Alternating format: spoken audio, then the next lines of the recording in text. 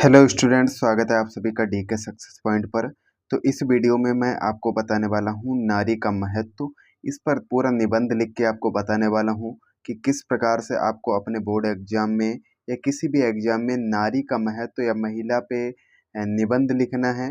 तो उस पर हम पूरा अच्छे से निबंध लिखेंगे। अगर आप इसी प्रकार से निबंध अपने एग्जाम में लिख कर आएंगे तो आपको पूरे नंबर वहाँ पर मिलेंगे।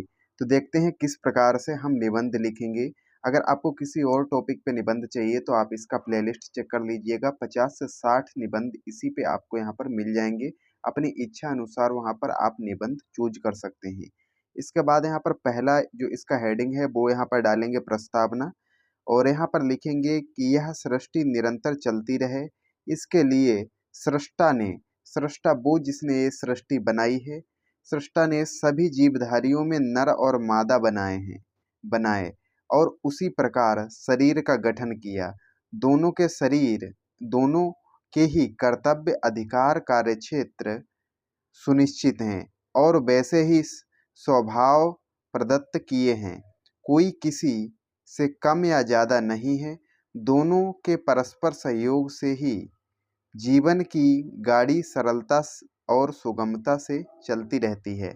तो यहाँ पर बताया है कि जिसने भी ये सृष्टि बनाई है उसने सृष्टि निरंतर चलती रहे, उसके लिए हर, चाहे वो कोई जीव जंतु हो, कोई पशु जानवर कुछ भी हो या फिर मनुष्य हो, उसमें नर और मादा बनाए हैं जिनके सहयोग से ये सृष्टि लगातार चलती रहे। तो यहाँ पर बताया गया है आसानी से चलती रहे। नेक्स्ट जो हम हेडिंग डालेंगे वो डालेंगे यहाँ पर समाज में नारी का स्थान। समाज में नारी का स्थान क्या है यहाँ पर? तो भारतीय दर्शन, संस्कृति, परंपराओं में नारी को पुरुषों से भी ऊंचा माना गया है। नारी देवी है, वह माँ भी है, बहन भी और पुत्री भी, जबकि पाश्चात्य देशों में मात्र उसे उपभोग की वस्तु अथवा सुविधा की साझीदार माना गया है। अर्थात हमारे देश की जो परंपराएं हैं, जो वेद हैं, पुराण हैं, उनमें नारी को पुरुषों से ऊंचा माना गया है। नारी जो है वो बहन भी होती है, किसी की माँ भी होती है, किसी की पत्नी भी होती है, किसी की जो है वो इसे देवी माना गया है। तो यहाँ पर बताया गया है कि नारी का बहुत ज़्यादा यहाँ पर महत्व दिया गया है, जबकि कुछ देश हैं उनमें नारी को सिर्फ उपभोग की वस्तु माना गया है कि बस जो है नारी वो उपभोग की वस्तु है और जो है हमारी सुख सुविधाएं हैं उनकी साझेदारनी है, इसके अलावा नारी कुछ नहीं है। इसके बाद यहाँ पर जो है नारी का महत्व, हम हेडिंग डालेंगे नारी का महत्व। तो मध्यकाल में नारी का स्थान पुरुषों की अपेक्षा गिर गया।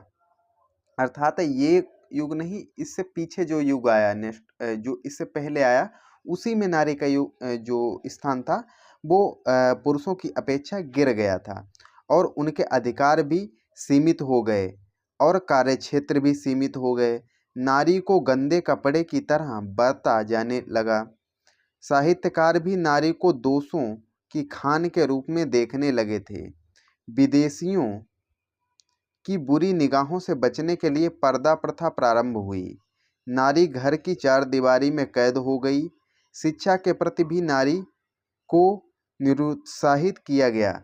इससे पहले नारियां पढ़ती थी, लेकिन जब बीच में भारत पे विदेशी आक्रांताओं का अटैक हुआ तो उसमें नारियों को जो उनकी बुरी निगाहें थीं, आपने देखा होगा रानी पद्मिनी, तो वहाँ पर कैसे जो जौहर करना पड़ा उन्हें, जो बाहरी आक्रांता थे उनके आतंक से जो है प्रभावित होकर, और उसी प्रकार से कितना दुर्व्यवहार करते थे देश की नारियों के साथ।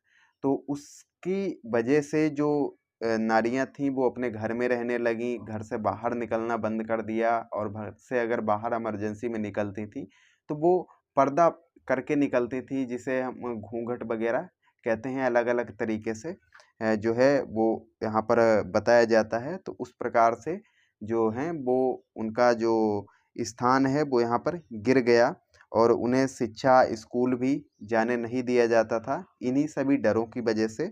इसके बाद यहाँ पर आगे नेक्स्ट हेडिंग है वो यहाँ पर है नारी जागरण व नारी शिक्षा हेतु प्रयास। यहाँ पर नारी जागरण और नारी शिक्षा हेतु प्रयास में हम लिखेंगे कि आधुनिक काल आते आते जहाँ नारी को पैरों की जूती समझा जाता था, अनेक अत्याचार पर अनेक अत्याचार उन पर होते थे, वहाँ अब नारी जागरण, नारी स्वतंत्र का बिगुल बज उठा।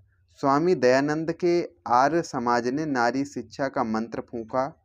राजा राम मनोहर राय ने सती प्रथा रुकवाई। महात्मा गांधी ने नारी उत्थान का नारा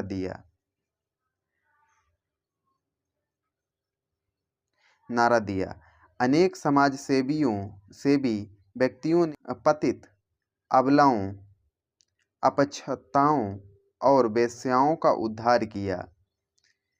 सरकार ने भी संविधान द्वारा नारी को शिक्षा प्राप्त करने, नौकरी करने आदि के समान अधिकार और अवसर प्रदान किए। आज की नारी हर क्षेत्र में पदस्थ है। इसके बाद जो इसका नेक्स्ट और लास्ट हेडिंग है वो यहाँ पर है उपसंहार। सरकारी एवं गैर सरकारी संस्थाओं, व्यक्तियों द्वारा महिला उत्थान के लिए अनेक प्रयास किए जा रहे हैं और किए जाते रहेंगे। जब तक समाज अधिक जागरूक नहीं होगा और नारियों के प्रति का दृष्टिकोण नहीं त्यागेगा, तब तक पर्याप्त सफलता नहीं मिलेगी। आज आवश्यकता है कि पुरुष समाज अपने दृष्टिकोण को बदले, नारी को सच्चे हृदय से ऊपर उठाकर समकक्ष लाने का प्रयास करे, उसकी प्रगति में बाधक न बने। तो इस प्रकार से हम नारी पर निबंध, नारी का महत्व पर निबंध लिखेंगे। आई होप आप सभी को ये वीडियो पसंद आया होगा। अगर वीडियो पसंद आया है तो वीडियो को लाइक कर दीजिए। चैनल पे पहली बार आए हैं तो चैनल को सब्सक्राइब करके बेल आइकन को प्रेस कर दीजिए, जिससे हमारी नई आने वाली वीडियो की नोटिफिकेशन आप सभी को मिल जाएगी। मिलते हैं नेक्स्ट वीडियो में, तब तक के लिए जय हिंद, जय भारत, वंदे मातरम।